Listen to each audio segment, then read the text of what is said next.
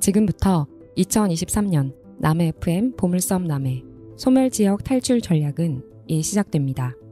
이 프로그램은 방송통신위원회의 방송통신발전기금을 지원받아 제작되었습니다.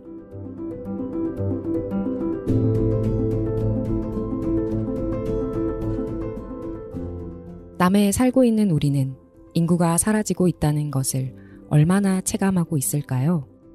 정부가 2022년 인구 기준으로 발표한 지방자치단체의 소멸위험지수에 따르면 남해군은 소멸 고위험 단계에 해당합니다.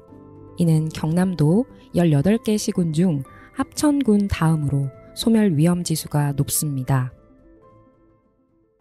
단순히 지역에서 인구가 빠져나간다, 아이가 덜 태어난다, 고령 인구가 늘어난다라는 거는 저희도 너무 잘 알고 있잖아요. 지역에 실제로 가보면 이제 아이들이 정말 많이 없어지고 폐교나 빈집 이런 것들이 늘어나는 게 내 눈에 보이고, 단순히 그런 관찰이 가능한 현상 외에 인구 감소가 지역, 그다음 나아가서 국가에 가지고 올 파급력이 굉장히 좀 가시화됐다라고 저는 생각을 합니다. 그래서 우리가 조금 더 지방 소멸이나 인구 감소의 과거에 비해서, 과거에도 이런 관심이 계속 있어 왔지만 그게 정말 수면 위로 올라와서 이제 우리가 이걸 다루지 않으면 안 될 문제처럼 이제 돼버린 것 같아요.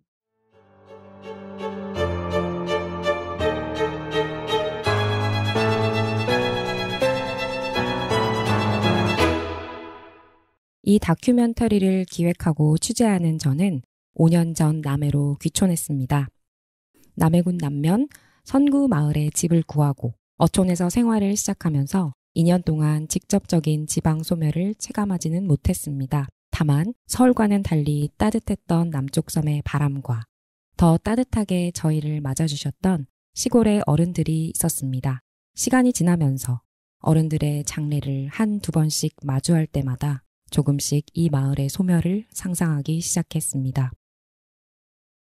소멸까지는 확 이렇게 오진 않는데 예측을 해보잖아요. 어쨌든 일단 죽음을 정말 많이 맞이하는 마을에 저희는 마을에 딱 한 마을에 오래 살았으니까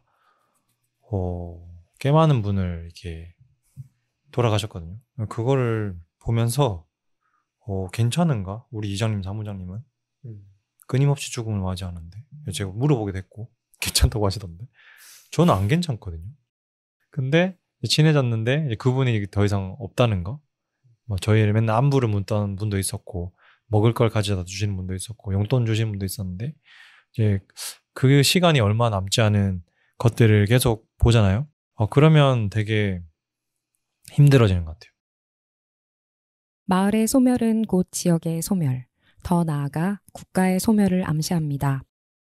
남해군 작은 마을에서도 볼 수 있는 이러한 인구 감소 현상은 전국적인 사회 문제가 되고 있습니다.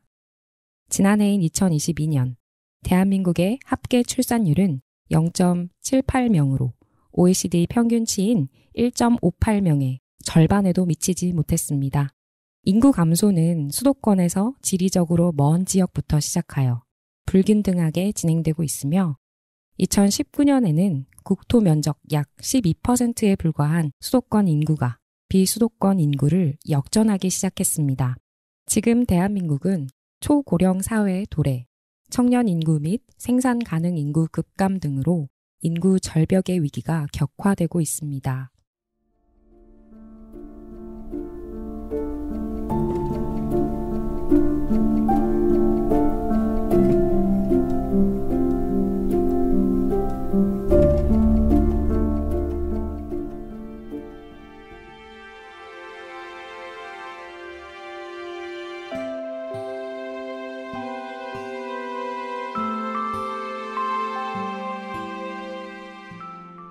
지방의 인구들이 지속적으로 서울로 몰리기에 수도권은 비대해지고 지방은 황량해진다는 것입니다. 지방의 젊은 청년들이 일자리 문제를 포함한 다양한 사회 문제들로 인해 지방을 떠나 수도권으로 이동합니다. 그 20살 때 남해를 떠났던 거랑 똑같은 마음이었던 것 같은데 답답함이 똑같은 답답함이었어. 그러니까 동료들이 없고 뭔가 작업을 해도 되게 혼자 계속 작업을 하니까 이게 그러니까 가끔 서울에 와서 동료들이랑 나눌 때 그 기쁨이 되게 컸거든. 그러니까 작업 얘기도 하고 뭐 책 얘기도 하고 그런 것들이 되게 좋았는데 그런 거에 대한 갈증이 커가지고 올라오게 된 거. 뭔가 내가 남의 원주민인데 이제 도시에서의 연결점을 좀 찾고 싶은 것도 있었던 것 같아. 내가 토착민으로서 서울에서 어떤 작업을 할 수 있는지 실험도 해보고 싶었고. 그게 일자리 문제더라고요. 저는 사실 서울을 동경해서 간 것도 있었지만 친구들 중에서는 나 너무 고향 가고 싶어. 근데 내려와. 먹고 살 게 없어. 가 되기 때문에 그런 일자리 부분을 조금 더 주력을 해야 한다고 하는데 단순하게 이제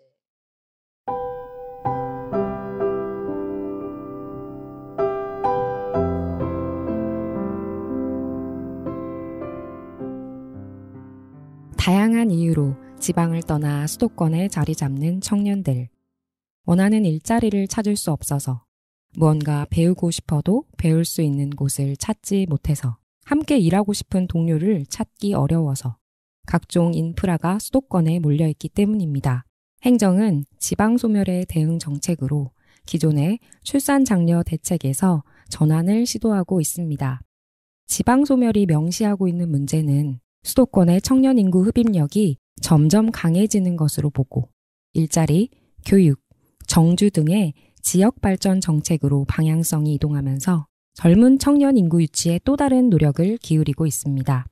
남해군은 사실 지금 알다시피 인구 소멸 지역이고 출생률 자체가 대한민국 자체가 많이 낮기 때문에 출산율을 많이 끌어올린다고 하더라도 이제 엄청난 인구 증가를 기대하기는 어려워서 저희가 외부 청년 유입이 좀 절실한 상황이거든요. 그래서 국내 대표적인 도시계획 전문가인 마강래 중앙대 도시계획부동산학과 교수는 대한민국의 현재 공간 구조를 수도권 1극화로 진단했습니다. 대한민국의 모든 자원과 인프라가 수도권에만 쏠리고 있다는 것입니다. 마강래 교수는 우리 사회의 지속 가능성을 위협하는 수도권 집값과 저출생, 고령화 문제도 모두 수도권 1극화와 관련이 있다며 수도권 독식이 지속되면 우리는 암울한 미래를 맞을 수밖에 없다고 강조했습니다. 경남이 새해를 맞아서 경남을 떠나는 청년의 현실과 대구시는 지속적인 청년 인구 유출로 활기를 잃어가는 도시 중 한 곳입니다. 이런 상황을 타개하기 위해 대구시가 내년도 다양한 신규 시책을 마련했는데요. 양질의 일자리가 부족한 게 가장 큰 원인으로 꼽히는데 실질적인 취업 지원책이 필요합니다. 떠나는 청년 잡아라.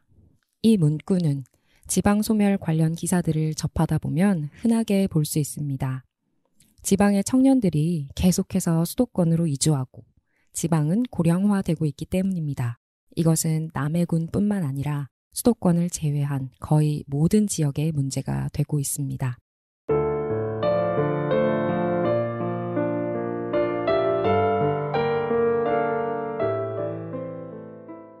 그런데 지방의 청년들 정말 대도시로 가고 싶어서 가는 걸까요?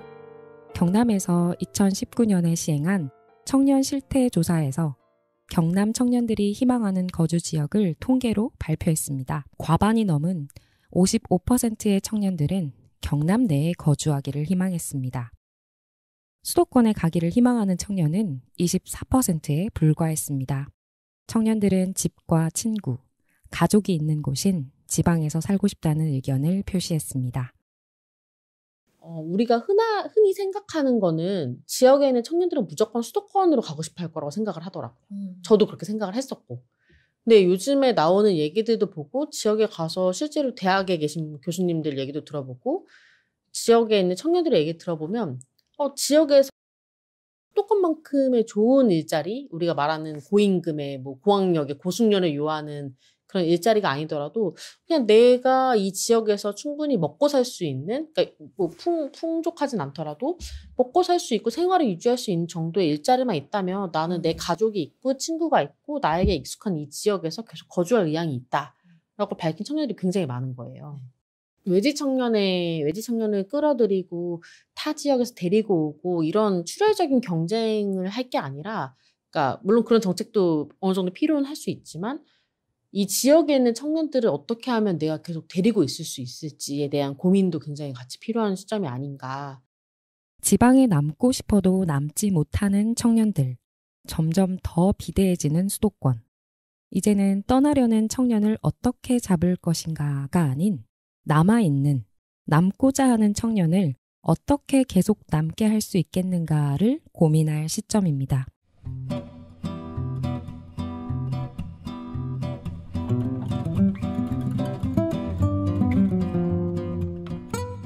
그렇다면 자발적으로 귀촌한 청년들은 남해에서 어떻게 생활하고 있을까요?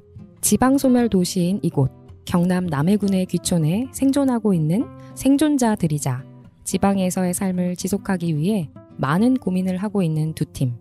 팜프라의 유지황 대표와 카카카의 하성민 디렉터님을 만나 이야기를 나누어 보았습니다. 남해 2018년에 내려와서 지금까지 지내고 있습니다. 카카카라는 팀에서 일을 하고 있고요. 카카카는 2018년 제가 내려와서 함께 살고 생활하고 뭐 놀던 동료들과 함께 만든 팀이고요. 현재는 어떻게 지역에서 먹고 살 수 있을까를 고민하면서 비즈니스로 전환하는 것을 고민을 많이 하고 있는 팀이에요. 그래서 기획 및 출판사로서 일을 하기도 하고요. 최근에는 F&B 브랜드를 런칭을 해서 남해에서 오를라섬이라는 이름의 식당을 운영을 하고 있습니다. 네. 저는 팜프라 운영하고 있는 유지양이고요. 남해 상주면에 있는 두모마을에 살고 있습니다. 남해 온 지는 이제 5년 차고요. 이쪽 농업, 농촌 이쪽으로 이제 일을 한 지 15년 차, 꽤 오래됐고요. 이 팜프라를 만들게 된 계기는 이제 제가 이제 농사를 지으면서 농촌에 살고 싶다는 생각을 했는데, 그거를 시도를 하다 보니까 끊임없이 정착의 기반을 만드는 게 어렵고 계속 쫓겨나고, 그래서 그거를 좀 개인의 문제가 아니라 사회적으로 도시가 아니라 지역을 선택하는 친구들한테 좀 기반을 만들어주는 일을 하고 싶다. 어떤 개인의 강한 동기로 인해서 시작을 하게 됐고요. 지금은 시골살이를 한 번도 해본 적 없는 친구들, 20, 30대 친구들이 시골에서 시골 마을을 경험할 수 있는 서비스를 하고 있고요. 비슷한 시기에 내려와 자기만의 시선으로 지역을 바라보고 활동하는 청년들. 이들이 최근에 출판한 도서는 지역의 삶과 사람들을 보여줍니다. 2023년 올해 5월, 벌써 4번째로 발간되는 로컬 라이프 스타일 탐구지. 우리가 소멸하는 방법은 딱히 대안을 제시하지 않지만 지방 도시 소멸을 이야기합니다. 통계적인 관점에서 소멸을 바라보고 이를 사회 문제로 인식하는 것보다는 다른 하나의 삶과 이야기가 사라진다는 점에서 지역을 관찰하고자 하는 책입니다.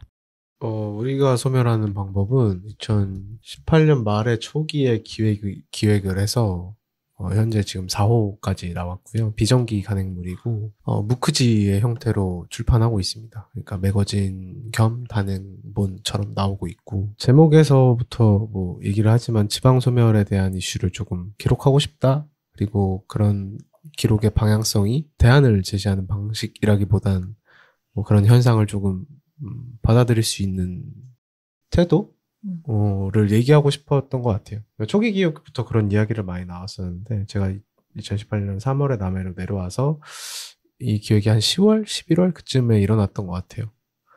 근데 그 당시에 지방도시 소멸 이슈가 학계에서도 많이 이슈가 되고 있었고, 어떤 대안이 필요하다. 일본에서의 어떤 담론들이 많이 들어왔었죠. 오히려 숫자로 보게 되는 경향이 생기는 거죠. 그런 대안에서는 뭐 인구가 이만큼 줄어들고 있고 출생률이 떨어지고 뭐 사망률은 이렇게 늘어나고 인구가 이만큼 유출되고 세수가 이만큼밖에 거치지 못하고, 기관에서는 뭐 재정적인 어떤 문제들, 어떤 인프라를 구축하는 데 있어서의 어떤 그런 판단들 다 숫자로 일어나는 거니까.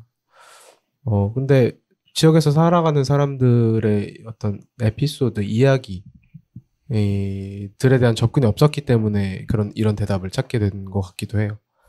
방법이라는 이름을 그래서 붙인 거죠. 이들이 이 소멸하는 지역에서 어떻게 생활하고 있고 살아가고 있는지 그런 아주 미시적인 이야기에서 지방소멸에 대한 대안이나 혹은 다른 인사이트가 일어날 수 있다고 봤던 것 같아요. 생겨날 수 있겠다. 그래서 지역민들의 인터뷰를 통해서 이야기를 수집하고 그리고 비주얼적인 부분, 제가 디자인을 전공했기 때문에 지역에서의 어떤 풍경들, 환경들 이런 모습들이 주는 텍스트가 있다고 느꼈던 것 같아요. 팜프라는 남해군 상주면 두모 마을에 정착해 동료들과 함께 생활하고 활동하며 3년간 30여 명의 청년이 도시와의 다른 삶을 경험할 수 있도록 도왔습니다. 지역이 소멸하더라도 이 항해를 계속하고 싶다며 지역 생존의 법칙을 만들고 있는 이들은 최근 이상하고 아름다운 판타지 촌 라이프라는 제목의 책을 출판했습니다. 자본이 하나도 없이 연고가 없는 지역에 내려와서 폐교를 하나 빌린 것 같지 않은 빌린 상태로 약간 습가처럼 해서 거기서 뭔가 프로젝트를 하고 삶을 꾸려가고 내가 이 지역이 맞는지를 저희도 테스트하고 같이 온 친구들도 같이 테스트했던 그 시간들이 딱 한 번밖에 없지 않을까라는 생각이 저한테는 되게 있었고 그걸 날 것 상태로 좀 기록을 하고 싶다라고 생각을 하면서 사실 이 책의 시작이 됐던 것 같아요. 근데 그게 매년 만들다가 시간이 꽤 지나니까 이제 4년 정도를 3-4년 정도를 같이 묶어서 만들게 된 게 이 책의 되게 중요한 포인트였던 것 같고요.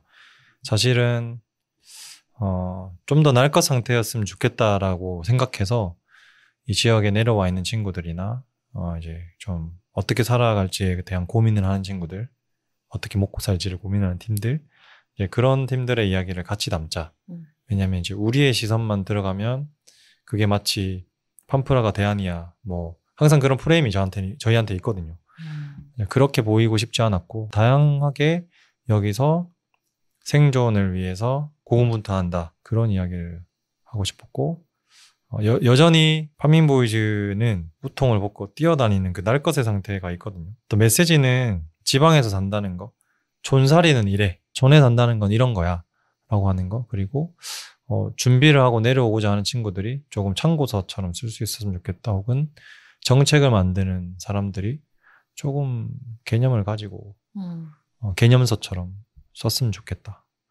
그래서 날 것을 최대한 담으려고 좀 많이 생각을 했던 것 같고 그 4년의 여정이 한 권에 담으려고 하니까 편집이 좀 되긴 했지만 네, 그런 생각으로 많이 썼고요. 지왕과 성민 모두 연고 없이 자본 없이 남해에 내려와 지역에서 꿈꿨던 삶을 조금씩 실현하면서 참 많은 사람들을 만났습니다. 귀촌하여 정착하는 사람, 토박이로 살다 떠나는 사람, 잠시 머무는 사람, 이 많은 사람들 중 기억에 남는 에피소드를 여쭤봤습니다. 2호의 진영준민 인터뷰가 실려 있어요. 팜프라촌에서 좀 생활을 하셨던 분들인데 두 분 인터뷰가 굉장히 인상 깊었고 그중에 준민님이 얘기해 주셨던 건 계속 제 마음속에 있기는 해요. 뭐 지역살이에 대한 어떤 알게 모르게 여기서 내가 잘 살아야 된다라는 어떤 부담, 스스로에 대한 어떤 책임을 만들어내는 경향들이 있는 것 같다. 여기서 잘 못 지내면 지역에서 사는 것에 실패했다라는 인식들이 생겨나는 것 같다. 본인도 그런 게 있었던 것 같은데 다시 생각해보니까 사실 뭐 지역에 살다가 다른 데로 갈 수도 있는 거고 서울에서도 뭐 예를 들면 양천구 살다가 뭐 직장 때문에 이사하고 뭐 어디로 이사했는데 양천구 지역에 정착하는 걸 뭐 실패했어 라고 말하지 않는데 마치 지역에서 내려와서 살면 여길 떠나게 되면 막 지역살이에 실패했다라는 그런 인식들 그런 것들을 좀 내려놔야 되지 않을까라는 이야기를 해주셨어요. 준민님이. 네, 당시에 굉장히 인상 깊었던 이야기였고 지금도 마찬가지입니다. 제가 지역에서 지금 몇 년 살고 있지만 여기서 사는 것들이 정리되고 혹은 다른 데로 갔을 때 그게 내 삶의 실패로 규정하지 않는 연습이 좀 필요하겠다. 뭐 여기 계속 살면 당연히 좋겠죠. 당연히 좋겠고 여기서 뭔가들을 만들어지면 너무 기쁠 것 같은데 그렇지 못하다고 해서 내가 내 삶이 실패한 거라고 이해할 필요는 없겠다라는 생각을 그때부터 계속 하려고 노력하고 있어요. 어렵지만 굉장히 어렵긴 해요. 지역에서 뭔가를 시도한다라는 건 마치 여기서 떠나면 진짜 실패했다라는 느낌 강하게 찾아올 것 같거든요. 그렇지 않기 위한 노력들이 필요하겠다라는 생각을 그때부터 했던 것 같아요. 지방에 살다 떠나는 것을 실패라 규정하지 않기 위해 성민 씨의 노력은 계속되고 있습니다. 그렇다면 도시에서 시골로 귀촌해 사는 이들은 지방 소멸을 체감하고 있을까요? 또 지방이 소멸하고 있다는 사실을 느끼는 감각이 소멸에 대한 문제 해결에 중요하게 작동할까요? 남해살이 5년 차, 귀촌 청년들은 어떻게 생각하고 있을까요? 새해 들어서 살았다 보니까 2년은 어촌마을에서 살았고 2년은 산촌마을에서 살았고 지금 2년 정도는 읍에 나와서 아파트에서도 잠깐 살고 상가주택에서 살고 있죠. 사실 그래서 점점은 아니죠. 최근 읍에 나와서 살았다 보니까 소멸을 체감하지 못해요. 사람 많은데 사람 많은데 애들도 많고 아프리지. 그래서 뭐 아주 안전한데 약간 그런 느낌을 받기도 하는데 상대적인 거죠. 원래 시골 마을에 있다가 이렇게 읍으로 나왔으니까. 그렇죠. 소멸을 체감하는 건 사실은 정말 없는 것 같고 그리고 실제로 서울이랑 타도시에도 자주 왔다 갔다 하다 보니까 좋은 점이 더 커요. 예를 들면? 그러니까 적절한 인구 밀도로 내가 내려온다라는 느낌을 받아요.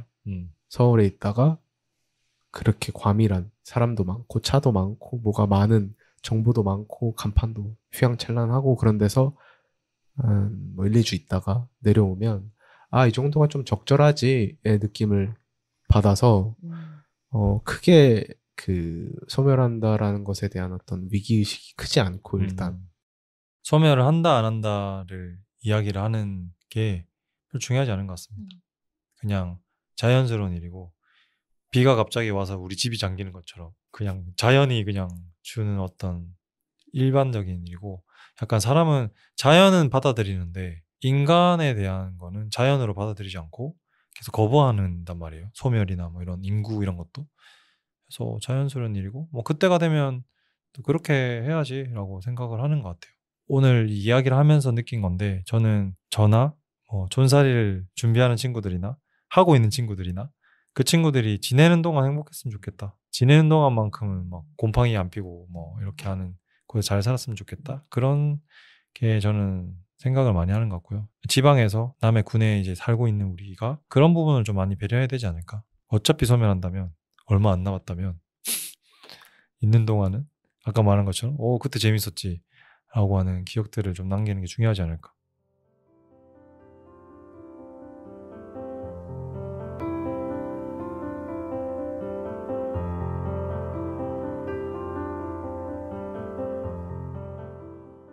귀촌한 청년뿐 아니라 계속 살아오던 지역의 토박이 청년, 시골에서 서울로, 다시 시골로 유턴한 귀향 청년들까지 그들의 다양한 입장과 온도 차이를 고려하며 존중한다면 지방 소멸에 세심한 대책이 나오지 않을까요?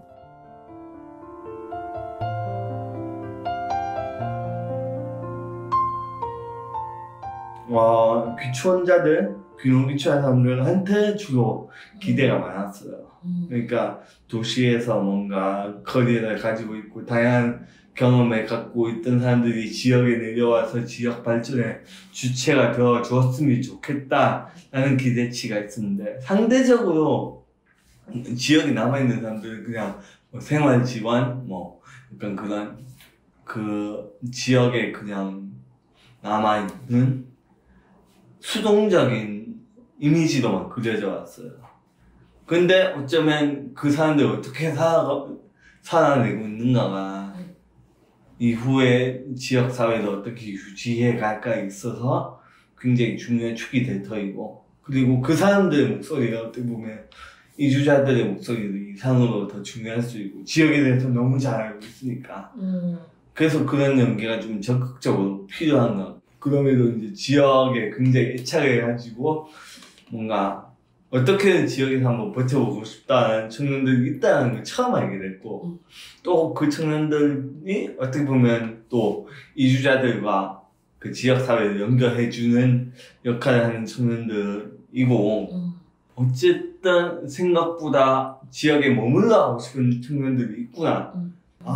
그러면 이주자뿐만 아니라 남해에 남아있는 청년들 아니면 또 서울이나 다른 도시에 갔다가 남해로 다시 향한 청년들까지 포괄해가지고 그러면 이 사람들이 지역 내에서 어떻게 관계를 맺고 있고 또 이 사람들이 어떻게 지역에서 생존하고 있고 어떻게 교류하고 있는지 어떻게 네트워크를 가지고 있는지 이걸 좀 볼 필요가 있겠다라고 생각을 하게 됐고 다양한 온도 차이가 있기는 하지만 그럼에도 불구하고 어쨌든 누군가는 여기 살고 싶어 한다. 누군가는 모두가 소멸한다고 하지만 여기 남아있는 이들이 있다.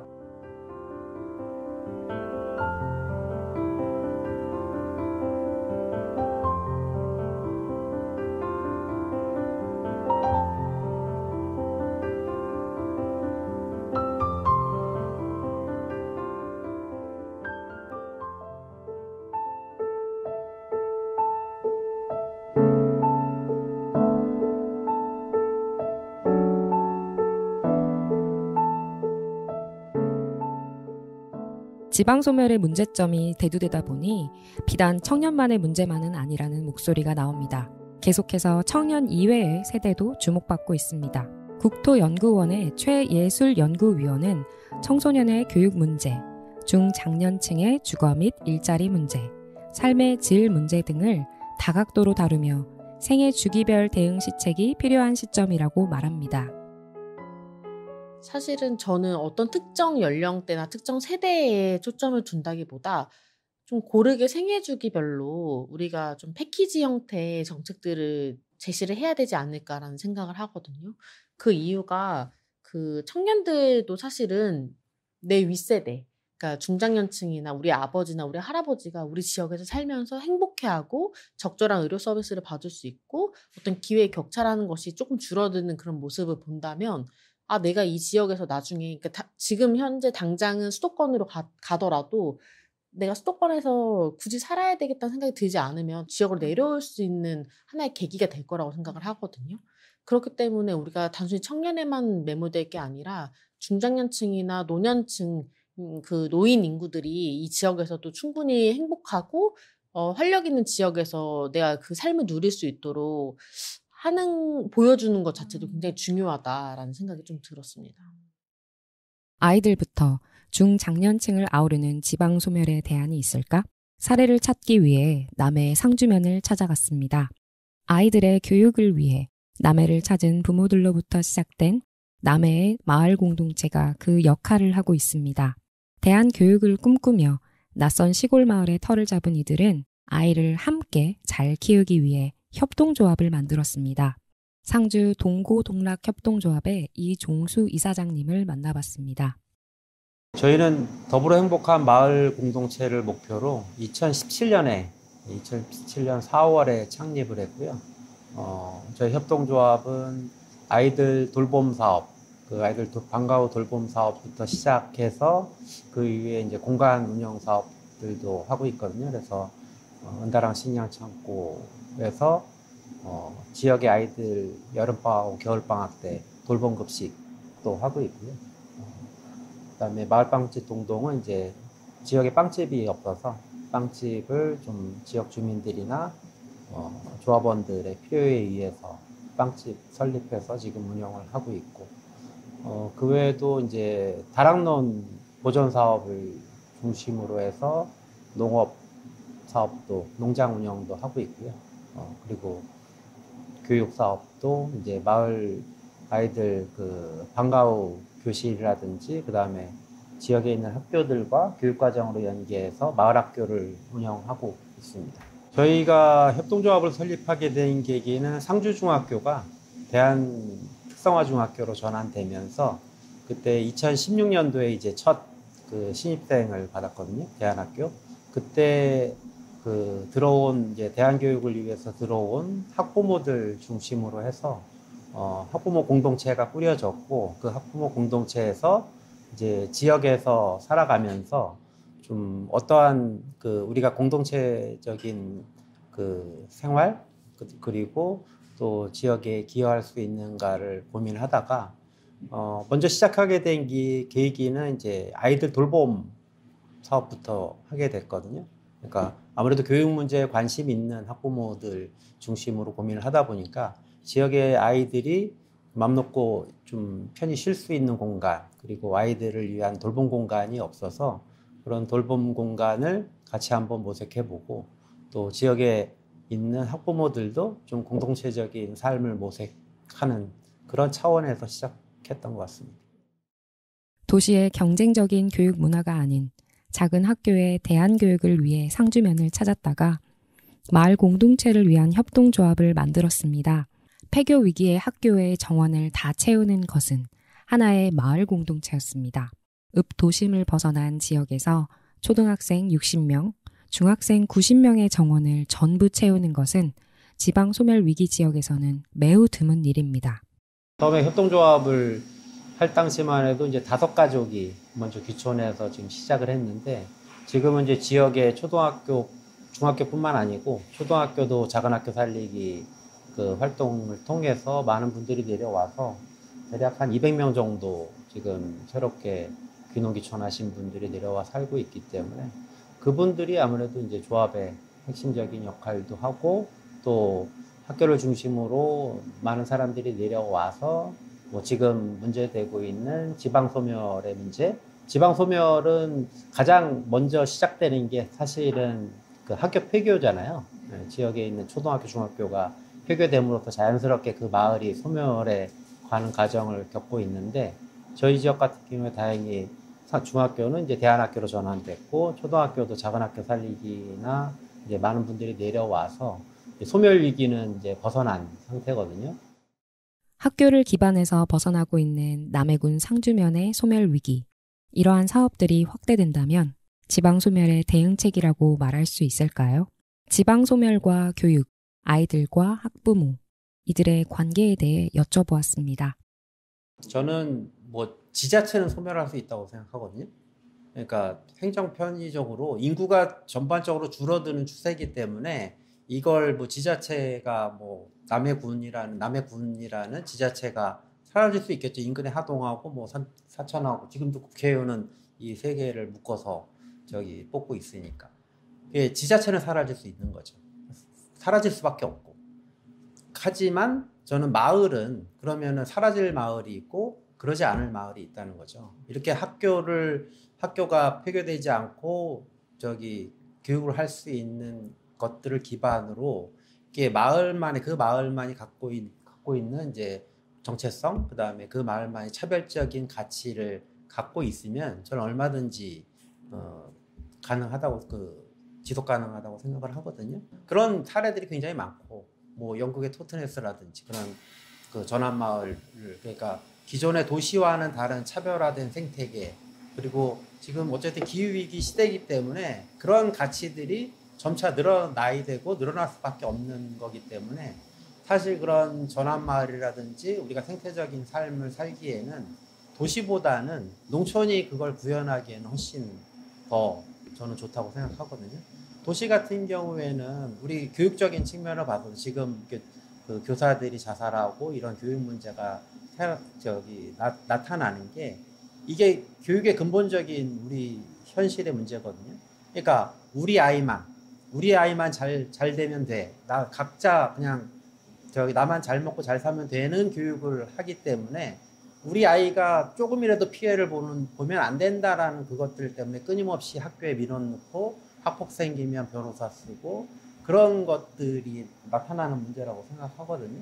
그래서 그런 것들은 도시에서 이게 과연 지금 기후위기나 지금 자본주의 소비 시대에 그것들과 어쨌든 반하는 그것과 이제 일종의 전환이라고 표현되는데 전환하는 삶을 살 수 있는 공간이 그러면 과연 도시가 더 나은가? 농촌이 더 나은가를 판단했을 때 저는 농촌이라고 생각하거든요. 지자체는 소멸해도 결코 마을은 소멸하지 않는다. 상주면 주민과 동고동락 협동조합, 학교와 관의 협치가 지방의 소멸을 조금씩 유예하고 있습니다. 대안학교 학생들이 많이 들어온다고 했잖아요. 그러면서 이제 이번에 지금 워크숍 2주 프로그램을 하는 친구도 전에 한 3박 4일 프로그램으로 저희 협동조합을 방문했는데 이제 협동조합에 대해서 관심이 생기고 이제 일반적인 그런 회사나 이제 공동체와는 좀 차이가 차별성이 있으니까 그걸 좀 더 배우고 싶다고 해서 어쨌든 들어와서 지금 인턴을 하고 있는데 그런 측면에서 아이들이 기존에는 그냥 특히나 청년들이 고민할 때 대학 졸업하고 그냥 일반 회사, 뭐 대기업이나 일반 기업들 취직해서 사는 그런 패턴이 있었다고 하면 이 사회적 경제나 협동조합을 통해서 이런 것도 할 수 있구나. 우리가 뜻맞는 사람들끼리 모여서 우리가 하고 싶은 것들을 구현해 볼 수 있구나 하는 그런 가능성을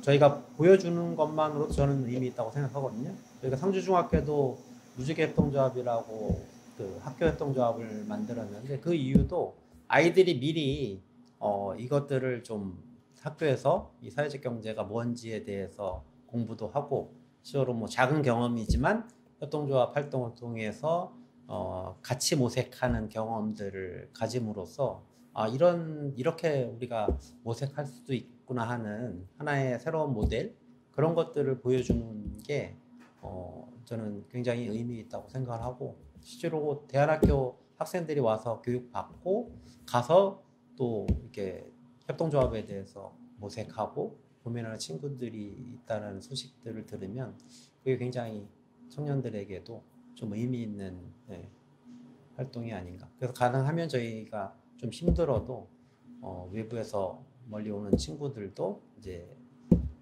거부하지 않고 가능하면 받아서 이제 좀 여기서 경험할 수 있게끔 이게 뭐 성공 사례로서 경험하는 게 아니고 뭐 새로운 삶을 모색할 수 있는 하나의 방향으로서 이제 좀 아이들에게 제공해 줄 수 있으면 그게 의미 있다고 생각해요.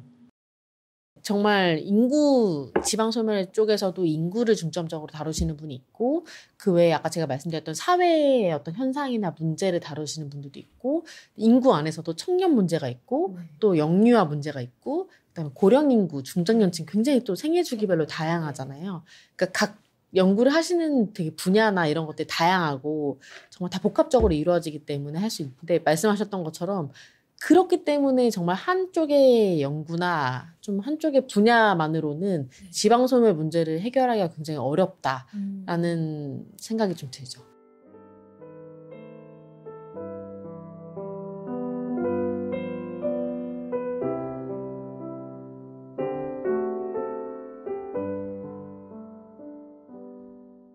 지금까지 지방 인구 유출의 핵심인 청년들의 이야기부터 어린이, 중장년층까지를 아우르는 사례들에 대해서 살펴보았습니다. 지방 소멸의 문제를 해결하기 위해선 지역별 청년 인구 경쟁이 치열해지는 것이 아니라 다양한 지역적, 문화적, 세대, 인종, 정체성의 차이를 세세히 고려해야 한다는 것 아닐까요?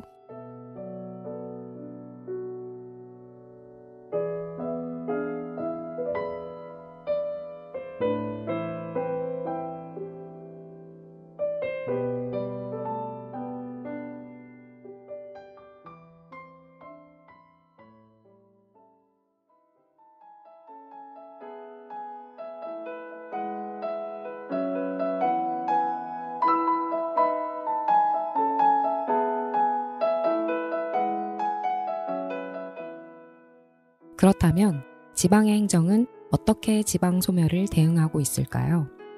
남해에는 행정과 민간, 주민을 연결하는 조직인 중간 지원 조직이 4군데가 있습니다. 청년센터, 마을 공동체 지원센터, 그리고 도시재생 지원센터, 신활력 플러스 추진단이 있고 현재 남해 관광문화재단이 협력 중에 있습니다. 도시재생 지원센터의 김성현 사무국장님을 만나 지방 소멸에 대한 행정의 노력을 살펴보았습니다. 중간 지원 조직이라는 것은 행정과 주민들 사이에 이제 다리 역할을 하는 조직이고요. 사소한 민원들은 주민들이 행정에 바로 제기할 수 있지만 그 사업 하나를 놓고 이제 추진하고자 할 때 주민들이 준비해야 될 과정들이 굉장히 많잖아요. 그러면은 이제 그 부분들을 주민들이 준비할 부분들을 지원해 주는 게 중간 지원 조직의 역할이고, 행정의 입장에서 봤을 때는 행정이 주민들을 다 모아놓고 건건히 모든 것들을 갖다가 설명하고 교육하고 해나기가 굉장히 어려우니 중간 지원 조직을 통해서 주민들에게 역량 강화 사업이라든지 혹은 주민들의 의견을 도출하는 역할을 대행한다든지 이런 가교 역할을 하고 있는 게 중간 지원 조직이라고 보고 있습니다. 그렇다면 남해군의 중간 지원 조직인 도시재생지원센터에서는 어떤 역할을 하고 있을까요? 도시재생 사업이 지방 소멸의 국토부 보장이라고 생각을 하고 있고요. 도시재생 사업은 사실 이제 정주 여건 개선을 통해서 그 지역의 활력을 띠게 하고 사람이 더 머무르게 한 목적이 이제 가장 크다고 생각을 해요. 정주 여건 개선이라는 게 뭐 건물을 새로 짓거나 길을 새로 포장하는 데 그치지 않고 사실은 이제 문화예술적 재생 사업도 포함을 하고 있다고 생각을 하거든요.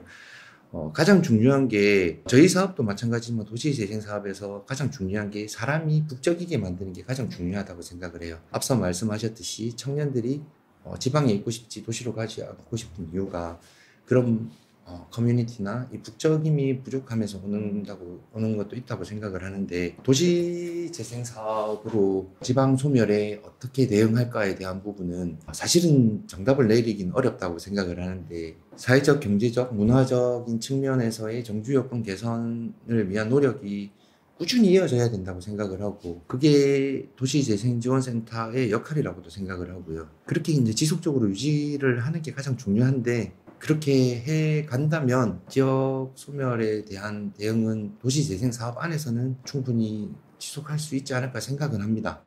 현재 남해군의 도시재생 사업은 남해읍 구도심을 중심으로 진행되고 있습니다. 남해군이 관광사업화 단계에 접어들면서 예정된 수순으로 남해읍 도심의 상권이 점차 쇠퇴하고 있습니다. 이에 도시재생지원센터는 주민의 의견을 다각도로 모으고 파악해 행정과 소통하며 세대를 아우르며 남해읍의 활성화를 도모하고 있습니다. 남해군 인구도 지금 2010년 전과 비교하더라도 지금 거의 13% 정도 인구가 지금 감소를 했거든요. 이렇게 서서히 쇠퇴되고 있는 것을 한 번에 다시 활성화시킨다는 건 사실 물리적으로 불가능한데, 그렇게 물리적으로 불가능한 부분들을 시도해보는 게 도시재생사업이라고 생각을 합니다. 그래서 이 사업이 종료가 되고 갑자기 도시가 활성화되지는 않겠지만, 남해읍이 활성화되지는 않겠지만, 그럼에도 우리가 여러 시도를 하고 그 시도 끝에 정답에 가까운 방향들을 찾아가는 게 도시재생사업이라고 생각을 하고 있어서, 창생 플랫폼이 해야 될 역할이 그런 시도를 지원할 수 있는 역할이 첫 번째인 것 같고, 두 번째는 관광지로 이제 바로 이제 직행하는 관광객들을 잠깐 남해읍에 머물게 함으로써 하나의 스테이 포인트로서 이제 남해읍의 이제 경제 활성화에도 어느 정도 기여를 해 나가야 된다고 생각을 하고 있습니다. 그렇다면 남해군은 어떤 방법으로 지방 소멸에 대응하는 계획을 수립하고 있을까요? 최근 남해군이 인구 감소 위험 지역으로 지정되며 총 214억 1천만 원의 지방 소멸 대응 기금을 확보했습니다. 지방 소멸 대응 기금은 지방 소멸을 방지할 목적으로 중앙정부가 지방자치단체를 지원하는 직접적인 재정 지원책입니다. 작년인 2022년 최초로 도입되었고 10년간 매년 기초자치단체 7,500억 원, 광역자치단체 2,500억 원 등 총 1조 원의 규모로 지원됩니다.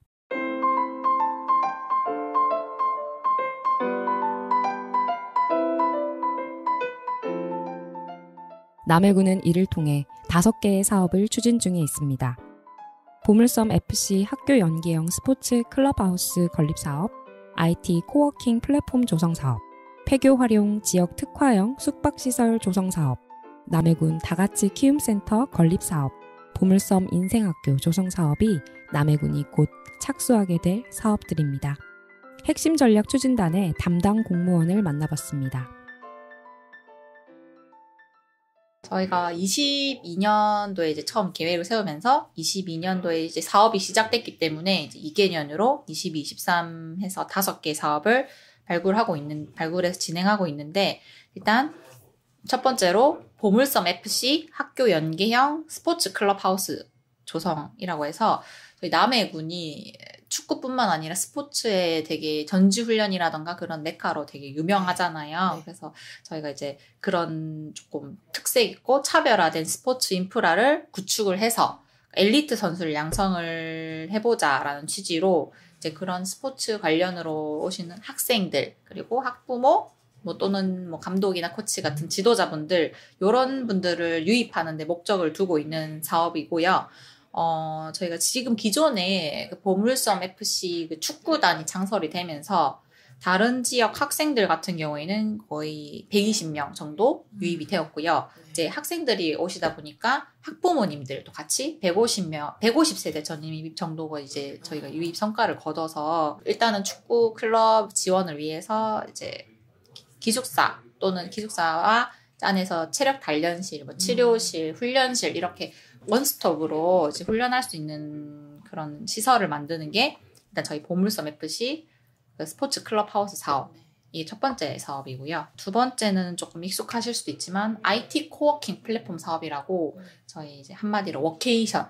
저희가 남해가 이제 코로나 시즌이 되면서 워케이션 자체가 이제 많이 올라왔잖아요, 사업에서. 그래서 저희가 남해가 일단 워케이션의 핵심은 저희가 봤을 때는 일단 기본적으로 자연 경관이 이제 뒷받침이 돼야 된다고 보고, 남해군이 이제 아무래도 천혜의 자연 환경이 있으니까 그런 자연 환경으로 근무와 힐링이 동시에 가능한 워케이션의 명소를 남해가 만들어 보자라는 사업으로 지금 이동해 이제 그 플랫폼 자체를 이제 조성을 진행을 하고 있습니다. 그다음에 가장 기본적인 양육, 보육 환경을 위한 남해군 다같이 키움센터 조성이라고 해서, 자녀 여기서 정착을 하고 가장 기본적으로 필요한 게 자녀 양육, 보육 문제이기 때문에 남해에 돌봄센터가 있지만 조금 더 체계화적이고 이제 통합 돌봄을 위한 영유아랑 초등까지 이제 하는 종합 돌봄센터를 지금 이제 건립을 하고 있어요. 이제 건립을 해서 이제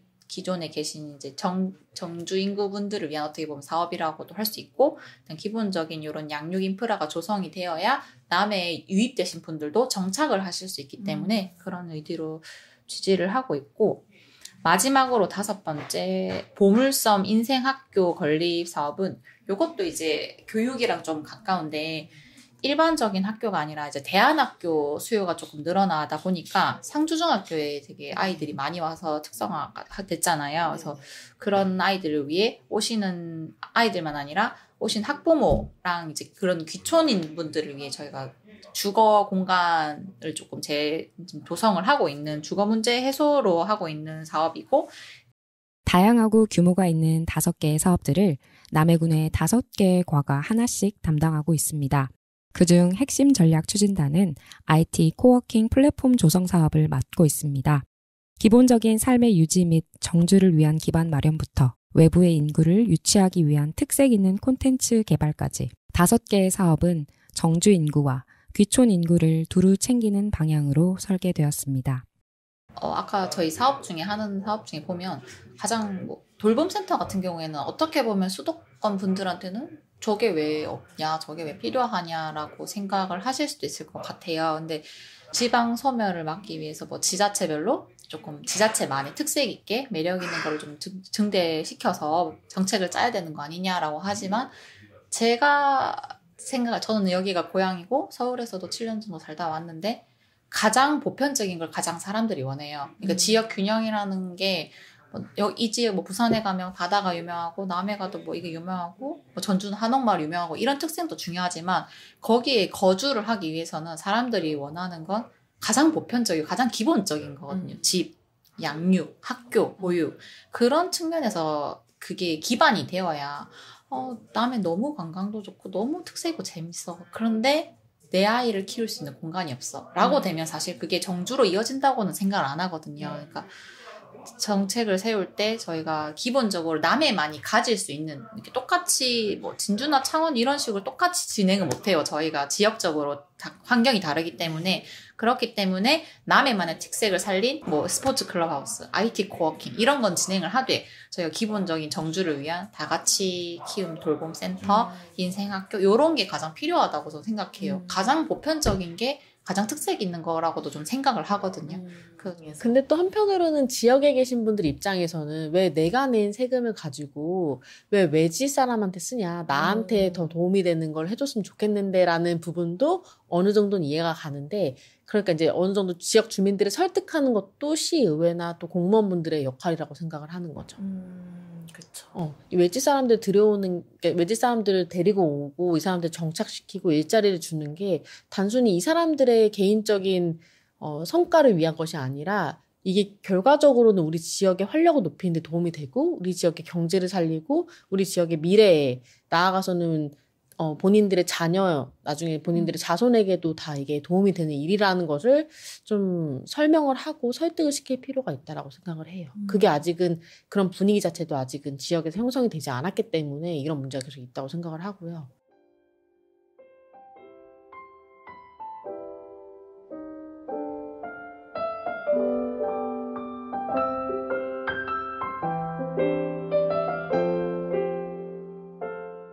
남해군에 확정된 5개의 사업의 연차별 계획에 따라 지방 소멸 대응기금의 취지인 인구 유입, 정주 환경 개선, 체류형 관광시설 확충을 통한 관계 인구 증대 등의 사업 목적이 잘 구현되기를 기대해 봅니다.